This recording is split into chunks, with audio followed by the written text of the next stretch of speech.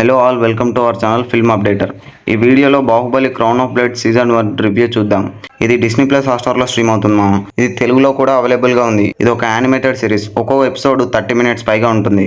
Baahubali crown of blood ఎలా ఉందని చెప్పాలంటే అంతంత మాత్రమే. బాహుబలి 1 అండ్ 2 కన్నా ముందు ఏం జరిగింది అనేది వెబ్ సిరీస్ అని చెప్పారు. కానీ వెబ్ సిరీస్లో అలా లేదు మా. స్టోరీ గురించి చూస్తే అసలు దీంట్లో స్టోరీయే ఉండదు మా.